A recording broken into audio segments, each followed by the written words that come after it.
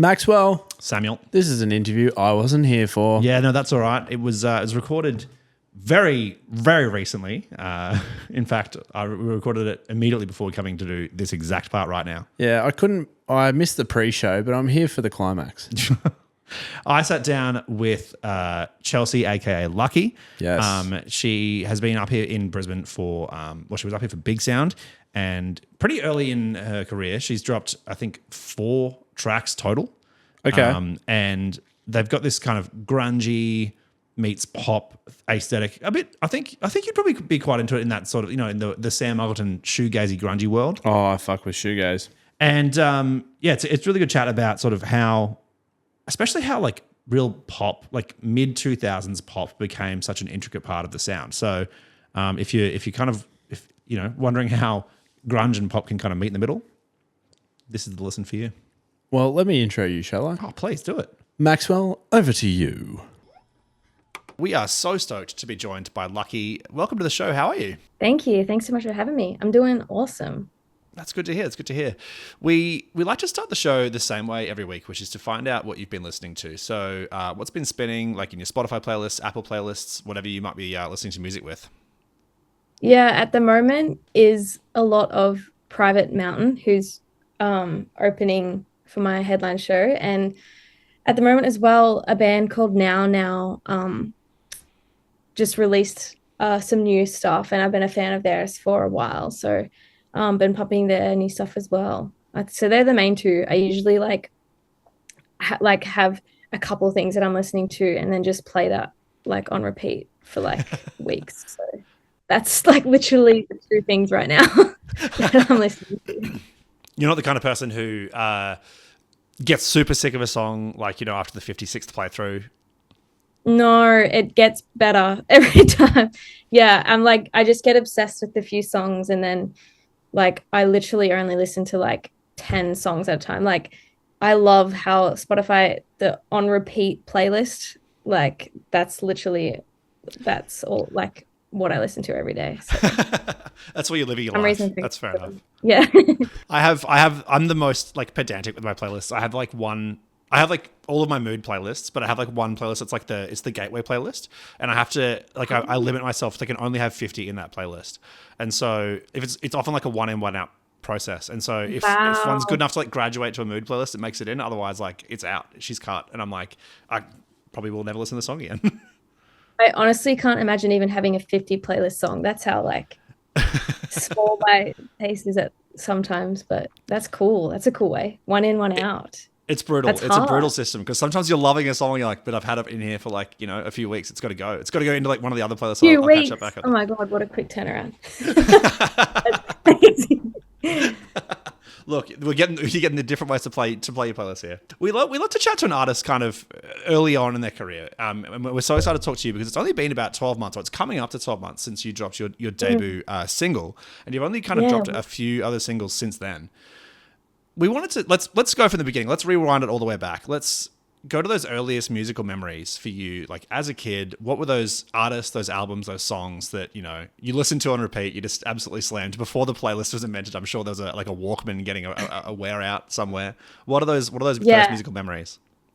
Yeah, for me, originally it was CDs. I think the first CD the 2 CDs that come to mind is Avril Lavigne's like The Best Damn Thing album, which is like a pop punk era or whatever. The one that Travis Barker's on all of them. And also that with Pink's I'm Not Dead album and Britney Spears' Circus album, actually. I feel like those were the 3 like CDs that I vividly like remember just like playing probably the most like growing up. So that's, I remember being in my room in the shed and like just flipping through the CD plan flip like all the time. Like that was my favorite thing. You grew up in a relatively regional part of Victoria, up near the Albury-Wodonga, near the border area up there. Tell us about the live music scene. I'm imagining like hit 104.9, the border, wasn't bringing heaps of artists like on their playlist through to stop in the town. So what was the live music scene like around you growing up? I remember doing a lot of acoustic shows like a lot, like just me and my guitar. Um yeah, it was either like pubs or like I think the closest thing to like something cool was really like the freezer like band competitions or something like that, like regional band competitions. That was probably the most I remember from like really a scene. And then it was just kind of some friends in high school who had other bands, like they might have a backyard show or like something really. But yeah, it wasn't it's definitely a lot different to like somewhere like Melbourne, like a city, where there's like people playing all the time and friends playing all the time and really like actual venues and stuff. But yeah, I just remember that was like a very acoustic time. I think a time where I like probably honed in my craft the most because it was like background music where you do like a 3 hour set or something and it's just like singing and playing guitar for 3 hours like all the time. So yeah, that was like mostly what I remember of like the scene really. Just like little competitions or something. Like I love the way that a battle of the bands brings out like yeah. the weirdest bands as well. Like you get some bands that have like, been gigging in that town for like 30 years and like, this is our year. We're finally going to win it. And you're like, wow, Yeah. this is wild stuff. Yeah, it was kind of crazy. But a few people I'm still friends with now, so it's cool. You mentioned there that you honed your craft, doing those acoustic nights and those acoustic sessions, which kind of leads us to Lucky, I suppose. Like it feels like Lucky as a project dropped and it was fully formed and it had this sort of direction, this sound that a lot of artists sort of like spend a few EPs and singles trying to figure out. What was the kind of the lead up to like, that first single drop and kind of, was this sort of your first major musical project that you thought I'm going to put it all into? How much planning kind of went into that first day? Well, I have like before Lucky like put out a couple of like solo stuff that were obviously quite different to what it sounds like now. Like as in like 5 years ago would have been the last thing. But definitely none that is as I'd probably take as seriously as I do now. But I think that's just more that comes with like having a team around you. But yeah, like I moved to Melbourne probably I think it was like 2020 or something, and have been back and forth like between Melbourne and home, especially through COVID, like quite a lot. And it honestly took me years to like find people to play like music with and like for my own songs, like find a band to play like music for what would become like Lucky. So that took literally so long and I don't really know why. It just sometimes I guess timing of everything just happens how it happens. But yeah, I think finally found people in like 2024 or maybe very late 2023 and then we're just playing shows and then eventually I guess before Never Know, the first song, it's kind of crazy. Like I haven't really thought back about the process till now. I had recorded like some songs like by myself, like with a friend, and then they never got released as that, but like some of them were like Never Know and stuff. And then I guess I started working with management and then it kind of went from there, I guess. And like got like took a track with like actually with a producer and like Fletcher Matthews who did everything. And I guess like from there I guess having a manager, like everything kind of snowballed and was taken more seriously from there, which is really cool. I guess it's like always what you like I would have wanted is to take it really seriously, like so. But that was a whirlwind. I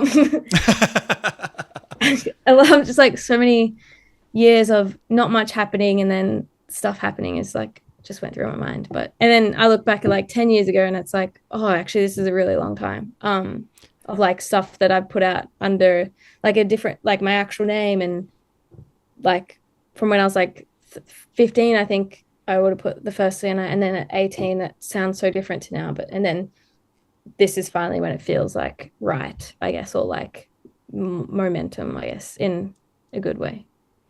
In that, you mentioned having that team behind you, whether it's the people that kind of join you on stage to play the music as Lucky, or Fletcher Matthews behind you as a producer as well. In that journey to kind of tell the story that has become Lucky, like to over the course of the singles that have come out and things like that.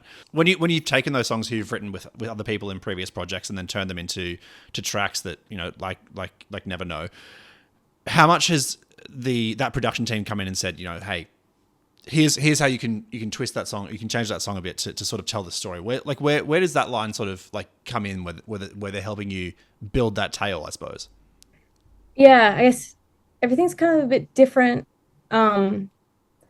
Like Lady Beatles say was like co-written with Fletch, so that's obviously a completely different process. But like Never Know and Clover, that's out at the moment, was pretty much all kind of demoed out by me, like myself, and especially Never Know was, and then it kind of got brought to Fletch with like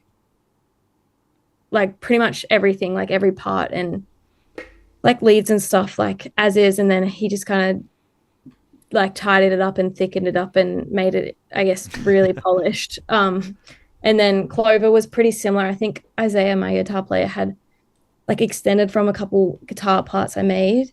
And then that was the same thing, like just being like as Fletch, like just really tidying it up and making it really at a good quality, I guess, from like a demo. And then yeah, Lady Beatles and some other songs that I have coming is like a different process again, where it was like co-written together. So it was, making everything like collaboratively, or like I didn't do much there, or Fletch did stuff here. So it was quite different. But yeah, a lot of the songs I love to demo out pretty much everything and then give it to the band and be like, let's play this or extend from this part and stuff. So it's always so interesting to like we chat to so many different artists who maybe there's one lead songwriter, or maybe it's a really collaborative effort across a band, and it's so interesting to hear about how different creative processes go into like finding like where one individual brings a project to the group or to whoever the producers, and like where they all chip in. It's so interesting to see where those lines get moved essentially between everyone. Yeah, I find it quite fascinating, like talking to friends and stuff who are in like a way more like band, like there's 5 people involved when writing the songs and everything. It's like quite fascinating to me because I've never really been that way. Like I've always kind of done it myself in a way. So it's cool. It's been cool to collaborate with like a producer and stuff. And then obviously from there, everything's going to sound better and be better and, have different goals and stuff. So it's cool. It's like, it's just like obviously working with other people who are really good at what they do, it's just going to make whatever you have better. So I like that part of it a lot. Do you think that if one of the band members came up and said, "Hey, I've been noodling around with this idea. Here's some lyrics I threw with it." Do you think that could ever make go into a full Lucky song? Do you think there's a space for that to come back around? Yeah, I think so. I mean, it's like when we jam a song that I brought to the table, it's like, oh, I don't know about this part, or should I try this part? And I'm usually would say yes. Like that's like I'm usually pretty open-minded. Like if something is like brought to the table that I like think sounds better, then of course I'm gonna be like, okay, let's go with that. So but yeah, no one's suggested a full, not many lyrics yet, but maybe if I'm really drawn to them and they want to give the lyrics away, then yeah, I'll build from that. But, that's a diplomatic answer. I like it. That does bring us to the latest song, which is Houston, and it sounds it's got that thick and grungy kind of Lucky sound that we've kind of come to know over the last few singles. And it's covering some pretty heavy themes, but then it's got this other layer of very hooky like pop sensibility. That the phaser guitar effect is like etched into my brain already. It's very cool. I suppose let's start from the beginning. Like, how did that track come together? Where in that process was Houston sort of born? Yeah, this was a co-write with Fletcher.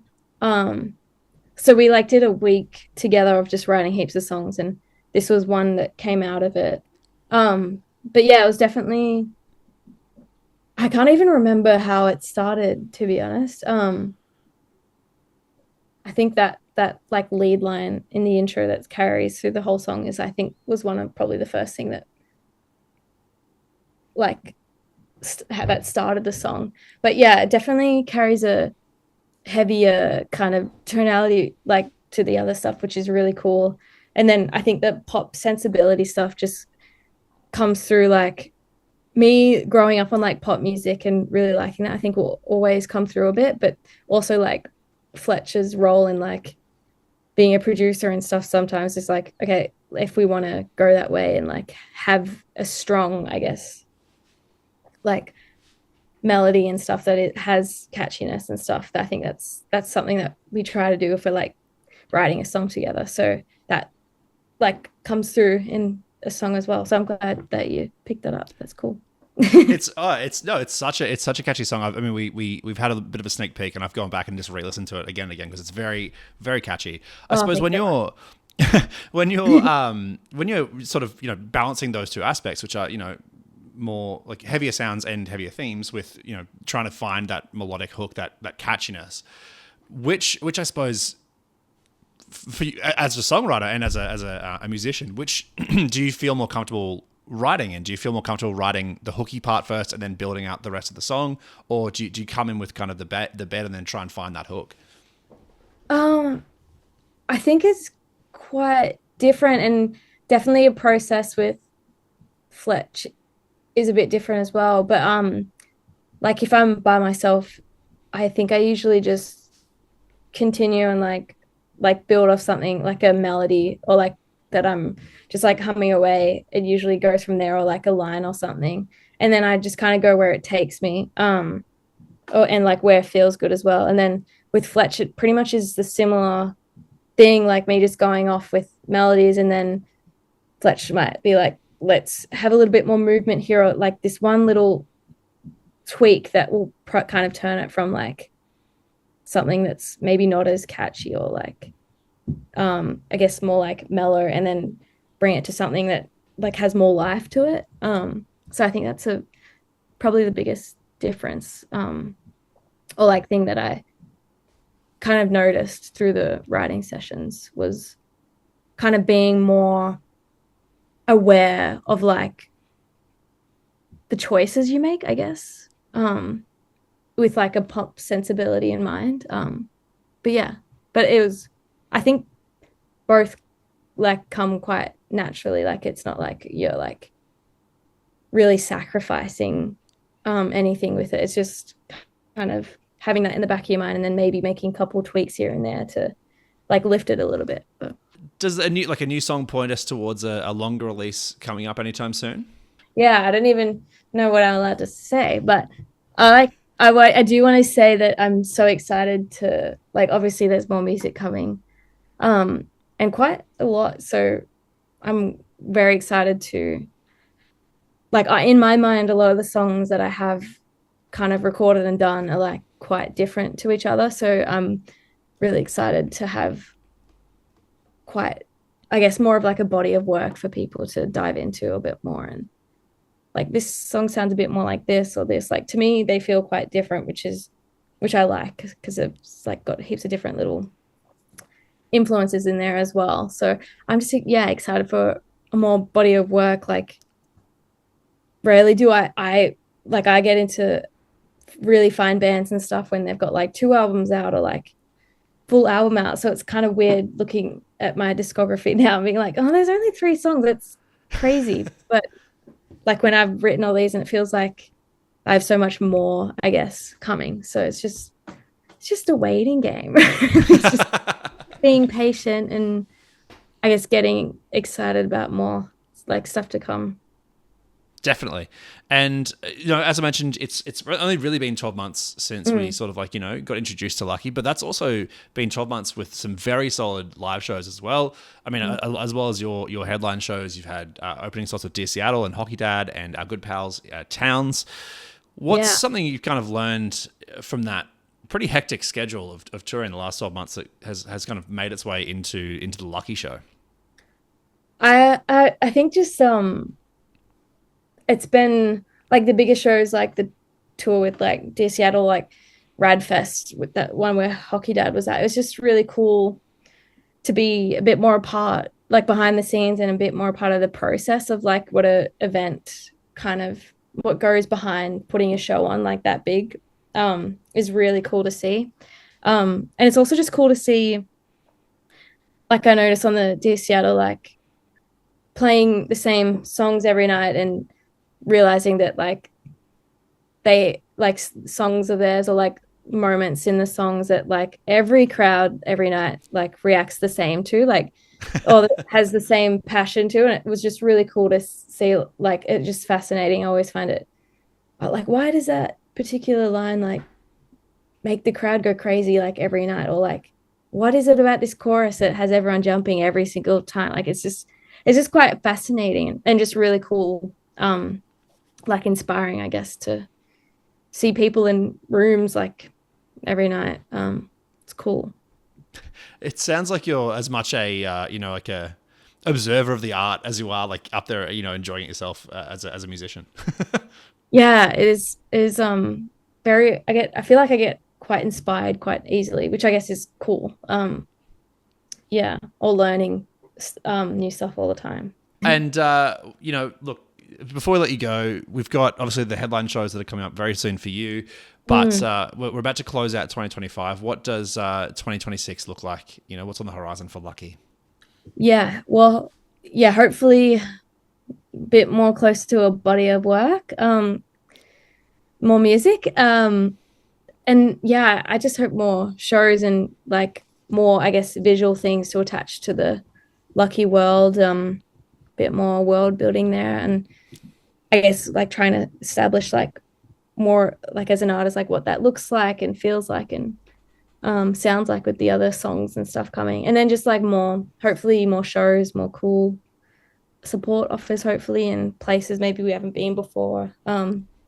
Yeah, just to, I guess, keep doing cool stuff, hopefully, because it's been like fun like the past year or past 6 months, so it's been, I just hope it, yeah, keep having fun. It's a pretty good goal. Cool stuff. Yeah. That's Fingers crossed. Well, Houston is Lucky's latest single. It is dropping November 21st, so listen to it wherever you get your music.